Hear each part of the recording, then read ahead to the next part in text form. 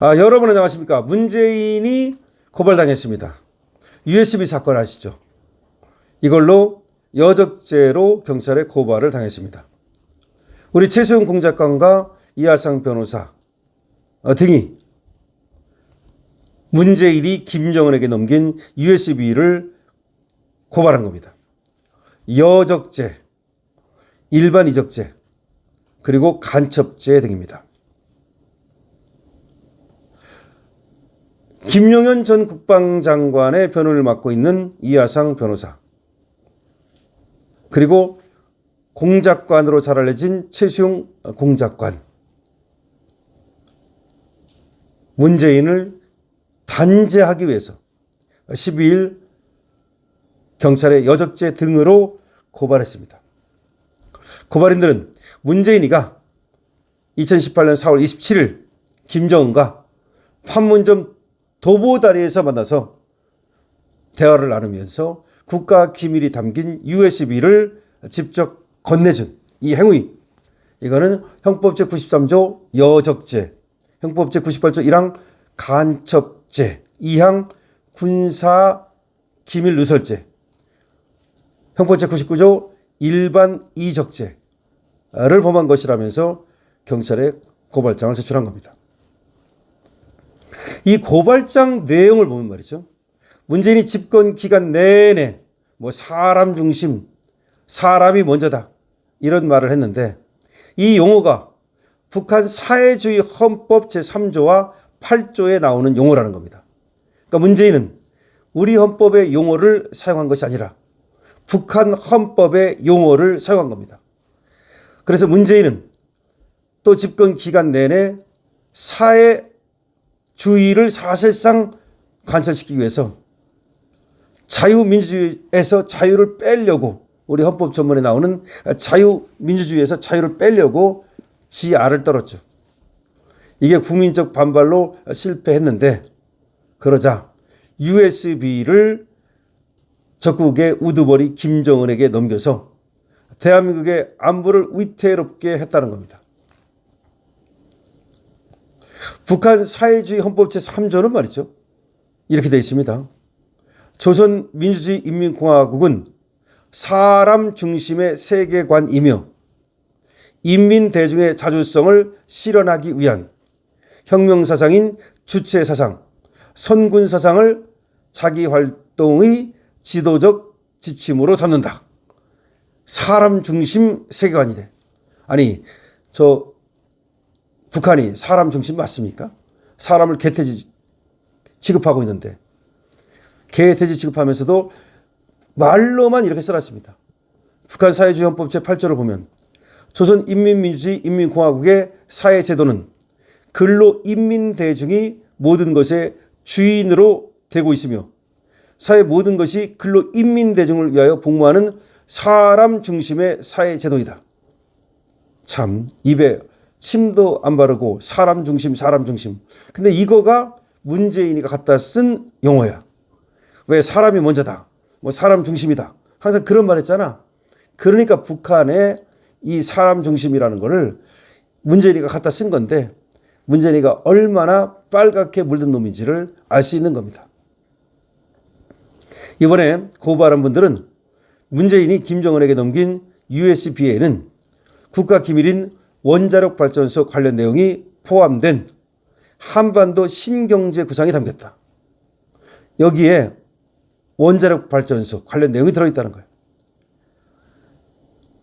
그런데 문재인은 이런 원자력 발전소 관련 내용과 국가기밀을 수집해서 USB에 담아서 건네줬는데, 이거는 적국인 북한을 위하여 간첩을 한 것이고 동시에 반국가단체인 북한에게 군사상 기밀을 제공하는 것이어서 이거는 북한의 군사상 이익을 제공한 것이 된다. 그러니까 여적죄가 되는 거고 일반 이적죄가 되는 거고 간첩죄가 되는 거다, 그 말입니다. 문재인이 김정은에게 넘겨준 이 USB에 담긴 내용에 대해서 구주화 변호사가 법원에 과거에 정보 공개 신청을 했지만 사법부에서 USB 안에 담긴 내용은 검토해 보니까 3국 국가기밀이다. 그래서 공개할 수 없다. 구지화 변호사가 이 공개를 이끌어내려고 법원에 신청을 했더니 그것이 삼국 국가 기밀이어서 공개할 수 없다. 이렇게 해서 틀어막은 겁니다. 고발인들이 입장을 냈는데 고발인들의 입장문을 여러분께 그대로 전달해 드릴 테니까 한번 이 고발인들이 생각하는 거 잘 들어보세요. 여기 최수용 공작관.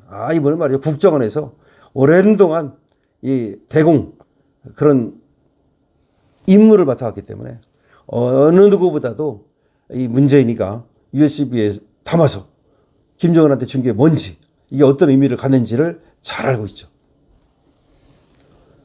대통령을 역임한 문재인과 더불어민주당은 북한 사회주의 헌법에 나오는 용어인 사람 중심을 문재인 정권의 모든 정책에 자랑스럽게 갖다 붙이고 대한민국 헌법 전문에서 자유를 삭제하기 위해서 노력하였으나 그것이 실패하자 국가기밀이 담긴 USB를 북한에 넘기는 등 대한민국의 체제 전복을 위하여 활동하고 항적한 자들이다.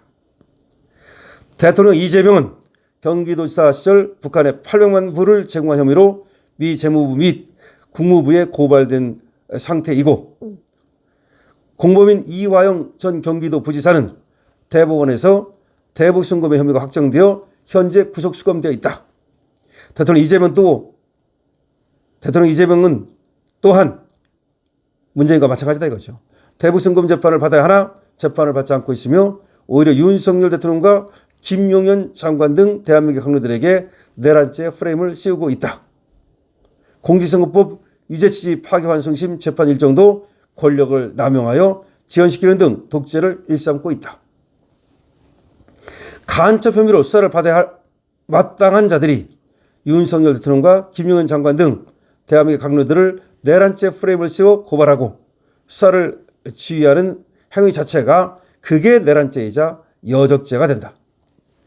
대한민국 형법 제93조 여적죄는 적국과 합세하여 대한민국에 항적한 자는 사형에 처한다고 되어 있고 형법 제98조 1항은 적국을 위하여 간첩하거나 적국의 간첩을 방조한 자는 사형 무기 또는 7년 이상의 징역에 처한다고 되어 있고 2항은 군사상의 기밀을 적국에 누설한 자도 현황의 형과 같다고 되어 있다. 또 형법 제99조 일반 이정은 대한민국 군사상의 이익을 해하거나 적국의 군사상 이익을 공유한 자는 무기 또는 3년 이상의 징역에 처한다고 되어 있다. 그러니까 일반 이적죄, 간첩죄, 여적죄 이렇게 이제 이 고발을 하는데 지금 이러한 죄로 처벌받아야 된다는 점을 강조하고 있는 겁니다. 고발장에 이름을 올린 것이 이하성 변호사는 진격의 변호사들을 운영하고 있고요. 그 다음에 최수용 공작관은 지금 인도태평양 전략연구원 원장입니다. 그리고 또 대북 공작관 출신이죠. 네, 현재 유튜브 채널 공작관 TV 그레이트 게임을 운영하고 있습니다. 그 다음에 국방안보 인터넷 언론사 글로벌 디펜스 뉴스 발행인 성상훈은 유튜브 채널 글로벌 디펜스 뉴스를 운영하고 있습니다. 경찰청은 말이죠. 이번 사건을 서울특별시 경찰청 안보사부 안보수사과에 배당했습니다. 이미 배당이 이루어졌습니다. 자, 그러니까 이 안에 이제 문재인을 얘기하면서 이재명도 똑같다. 이제 그 말을 한 겁니다. 아까 이재명 부부는 이재명 역시 문재인과 똑같다. 근데 고발을 한 거는 문재인을 한 겁니다. 그러니까 USB, 도보다리 USB에 대해서 지금 여적죄, 일반 이적죄, 그리고 간첩죄로 고발이 들어갔습니다. 이제 문재인은 단죄를 받아야 됩니다. 강신업 TV입니다. 좋아요와 구독을 부탁드립니다.